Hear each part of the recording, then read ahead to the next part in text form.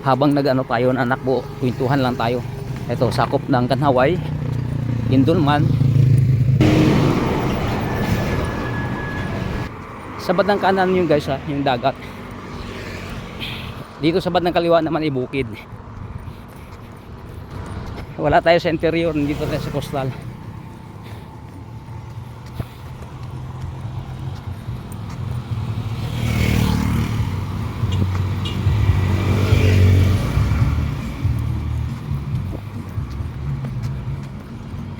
Ito, may tulay rito.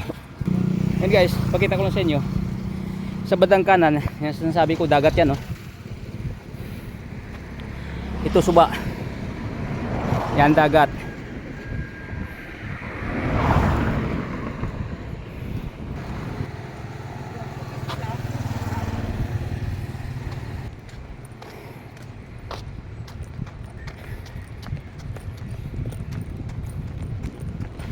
Ito guys, dagat.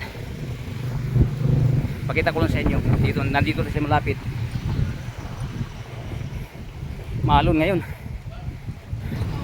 Ito ang bayan ng Gindulman, Bohol. Sarap mag-jogging. Pag nakasanayan mo yung jogging, hanap-hanapin mo. Gusto mong tumakbo ng tumakbo.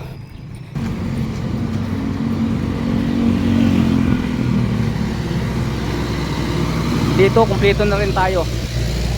Parang Manila na rin. May mga pharmacy, may LBC, may Cebuana, may M. Luilier. Yan, Joji's. Nasa Manila na po yung mga yan.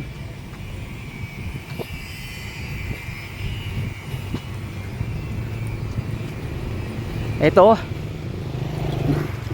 nakikita natin ang St. Mary Academy of Gindulman, Bohol. Yan guys, ang katabi niyan guys ay simbahan.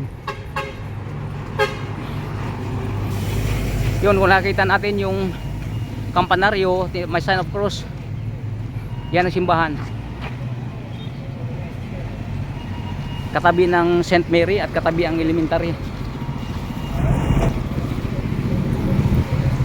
Oh, mayroon ding land bank.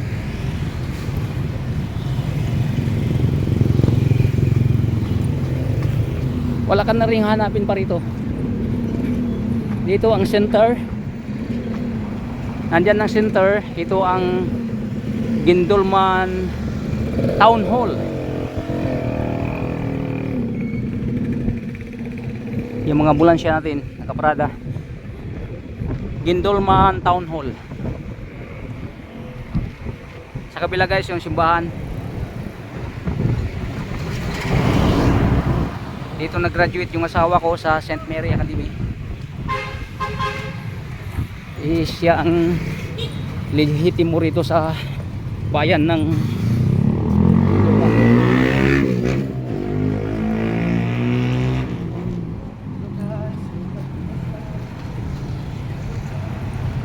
St. Mary. Ito ang public market natin. Yung mga taga Gindulman na hindi nakakawi itong public market natin. At may video na rin ako rito. Inunan ko pati loob. Sa labas, sa loob. Ngayon di na tayo papasok dahil napadaan lang tayo. Nagja-jogging kasi ako, mga kababayan. Yan, public market natin.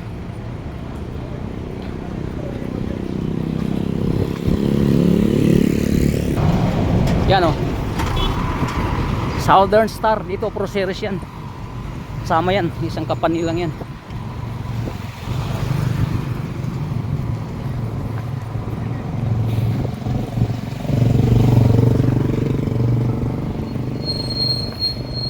So nalalampasan ko na ang mayroon pang RD Pawn Shop.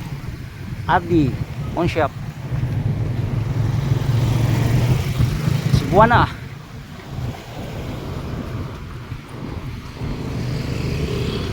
Palawan, mayroon ding Palawan nasa loob ng public market.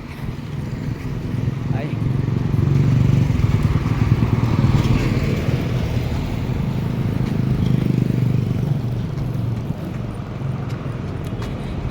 Lechon manok.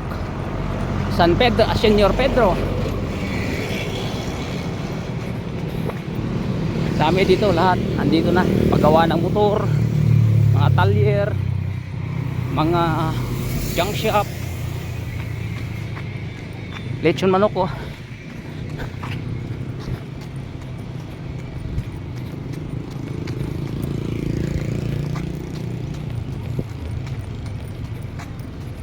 Kung sa tourist spot naman, napakarami dito sa Bohol. Talagang masisiyahan ka pag dito ang punta mo.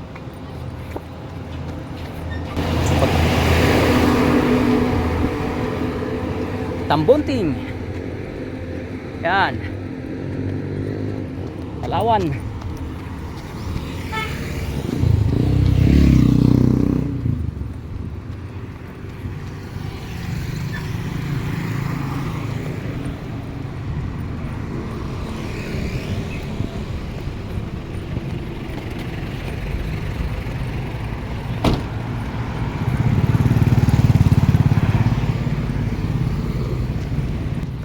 Nagsilakihan yung mga bahay rito. Grabe.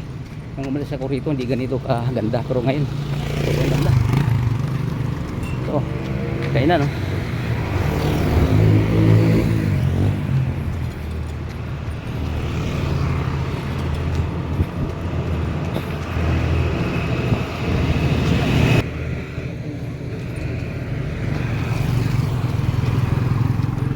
Ito guys, Tabahan kung tawagin yung barangay na to. Tabahan ito.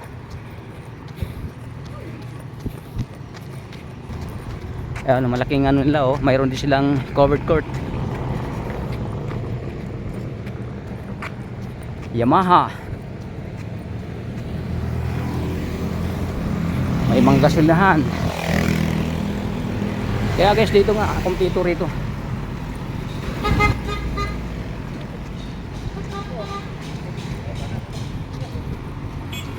Ganun pa rin ang city natin ngayon.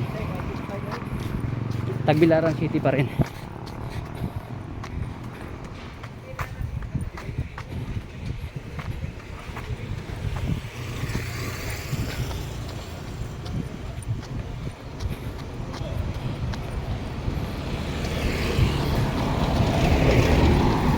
Ay.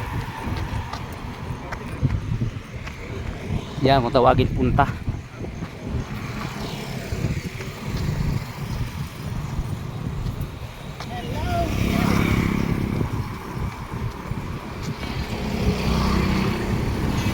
Dami na nagpapahulugan ng motor dito.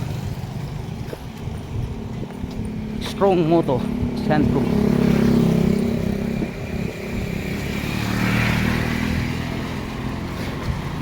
Kabilaan na.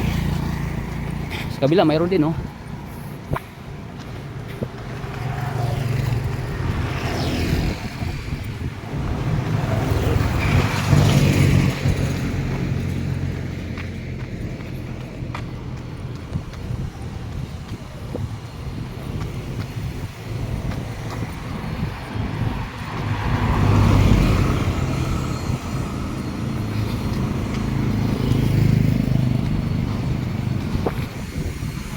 Yan, Siko. Nandiyan nakatira yung pamangkin ko. Yung sa taas.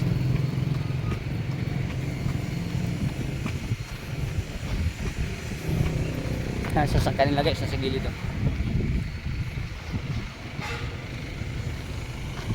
Yung buong taas, kinuha nila. Kapag asawa kasi ng Amerikano. Taga North Caroline.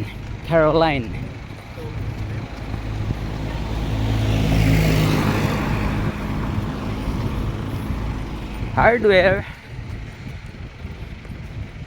RMJ.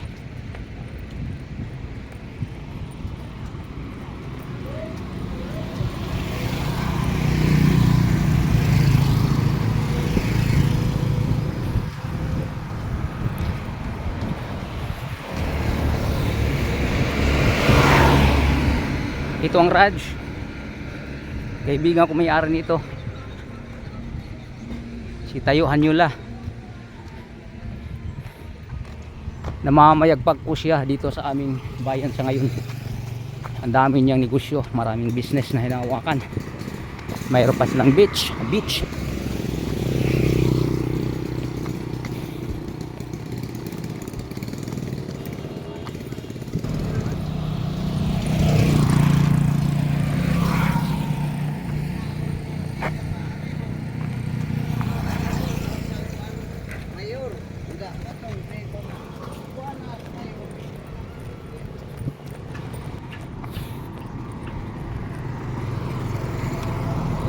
Pag mapunta po kayo sa Trinidad ng Bohol, lagyan nyo ng apelyido, kasi mayroon ding Trinidad nasa interior.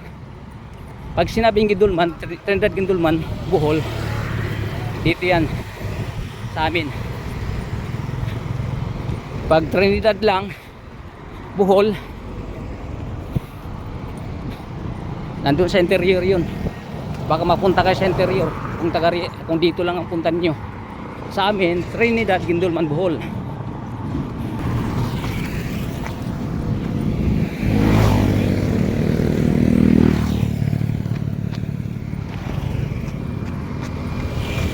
Pasalamat tayo at naka-recover na rin, nakabawi na rin ang taga Bohol. Sa hindi nagkakaalam, inaatake ng Bagyo Tori ito, yung Odette kung tawagin. Halos maubos sa mga bahay rito guys. Ilan lang ang tumayo.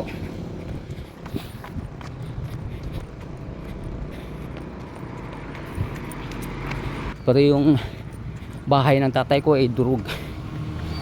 Dahil dun sa area namin, may humigit kumulang 50 puno na may shield din dito. Puno ng niyog. Naabot ng malas yung bahay ng tatay ko. Ilang puno ng niyog na bumagsak, tumabon, dumagan. Kaya durog yung bahay niya. Dito sa pakanan ay papuntang Anda. Itong sinatawag lang crossing Anda. Yan o, San Antonio de Padua. Ang kapilya nandito sa tabi ng bahay ng biyanan ko. At kami naman ay magkakatabi. Ang bahay ko ay tabi ng aking biyanan. Matagal na panahon yan, walang tao yung bahay ko.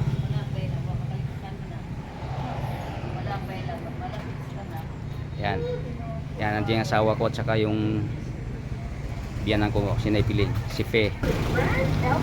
Ito halos magkakamag-anak lang din ng asawa ko dito nakatira sa paligid. Ito naman kapatid niya, si Inday Arellena ang apelyido, gawa ng nag-asawa na pero timbal nung dalaga pa siya.